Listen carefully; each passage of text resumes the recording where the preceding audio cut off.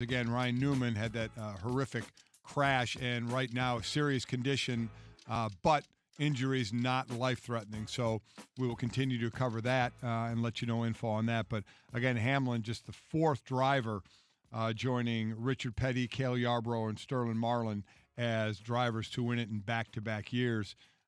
He's the sixth driver to win the Daytona 500 on at least 3 occasions, and joins Richard Petty as the only driver to win it 3 times in a 5-year span. NFL news, the Lions are entertaining trade talks for basically their best defensive player, cornerback Darius Slay. Detroit has spoken with multiple teams about a trade involving Slay, but certainly they're going to want a whole lot back for him. Conversation with teams, including a new contract for the 29-year-old who's been a pass breakup king over the last few years. Slay has been, without question, the Lions' best defensive player and has been to 3 straight Pro Bowls. In the NBA, outside of on the court and watching on TV, things haven't been good nationally or locally. Local ratings for 27 of the NBA's 30 teams are in at the league's All-Star break, and the news not good. According to the ratings data compiled by Sports Business Journal, those 27 teams are down 13%, with 14 of the 27 experiencing declines in viewership.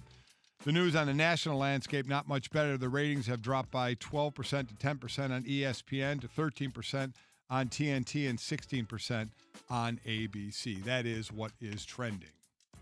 It's Golic and Wingo on ESPN Radio and ESPN2. Jason fits in for Trey with Mike Golic and Mike Golic Jr., and you just mentioned the ratings, and it's always surprising. There's 2 segments to TV ratings in general, and look, we blew up when this was happening in the NFL. When ratings dipped for a year and a half in the NFL, everybody thought it was the end of the world. So I think it's fair to acknowledge the same with the NBA, that local ratings are down for 27 out of 30 teams, as you just mentioned, Mike, and that's a local level. So that tells you something about the level of interest that is just sitting there for the Denver Nuggets, or sitting there for, any of these local teams, the Chicago Bulls, that are sitting around. And as much as we're just talking about the win for the NBA over the course of the weekend, it doesn't change the fact that even at a local level, when you're talking about the fans just for that home team, they seem to be watching less right now, and I don't know what to make of that. So I think this is one of those situations where we see that in a situation where we said anecdotally for the NBA this year,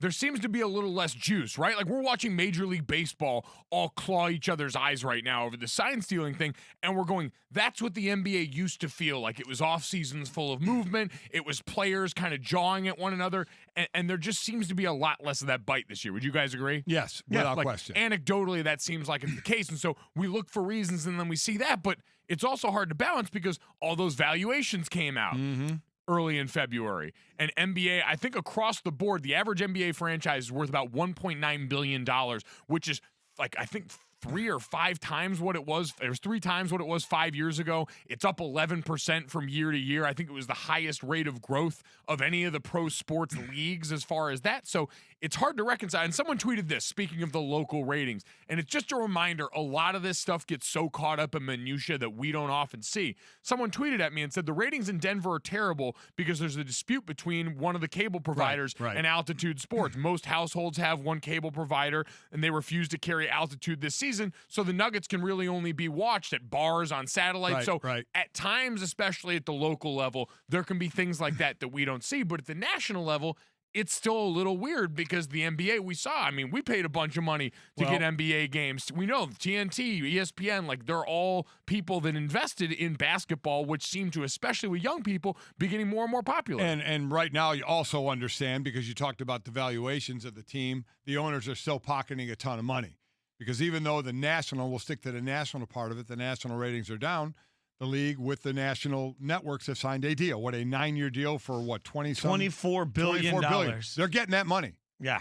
That's money that's split going into the owner's pocket. So it goes to 2023, so we'll see what happens then. Again, I don't know those negotiations or how it works, but if ratings are down, it would be interesting the next round of negotiations come 2023, or if they try and redo it before that, of where that may go. But right now, owners are getting that money. Well, and I think part of this is still going to come back to star power, and KD's out, and what does that mean? And the entire Golden State team is essentially being ripped apart until they're rebuilt next year to be better. Like, this has just been a weird year in the NBA. So I think that has to play into part of it. But the other thing that the NBA new business model. I mean, kids consume the NBA, and I say kids, not in a condescending way, but in a real way. Kids 13 to 24-year-old kids are typically who watch SportsCenter on Snapchat. And we've learned through the metric studying of that they want to see highlights. They want to see rips of highlights. And I heard Lebitard talking the other day about, do people still want highlights? That's all kids want. Like, all the kids want on social media things that we put we want platforms everything in smaller bits, right? It's like quick 3-second blasts of great dunk, great dunk, great dunk. All right, that person rocks. Like, that's a total different way to consume. I don't even know how you put a value on that. And that's much different than the NFL, which is consumed, even if they try to consume it with big touchdown plays, there's how many of those a game versus how many dunks there are a game. So it's a much different situation the way the NBA is consumed. Well, and I think Mark Cuban pointed out a lot of differences in the way that it's broadcast, like being on cable versus being on network, the way that the NFL is. There are certain differences in there that are going to create some of this. But I think you're right, Jason. Like, the NBA's got the youngest section of fans. And so I think figuring out that portion of this is hard, in addition to all the normal stuff. Like, I just think a lot of what we were sold this year as far as the duos performing at a high level has not lived up to it in certain instances where we expect it. And so when expectation isn't met by reality, Philadelphia being the chief example of this, I think you get some of this discord. And where it's living up the most in L.A. with the Lakers, they're on a 10:30. 10 o'clock, 10:30. It's tough.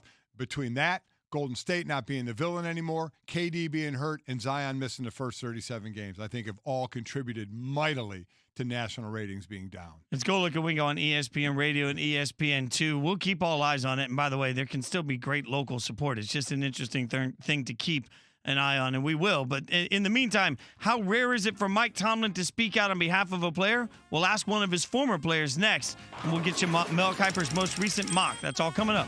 Golic and Wingo.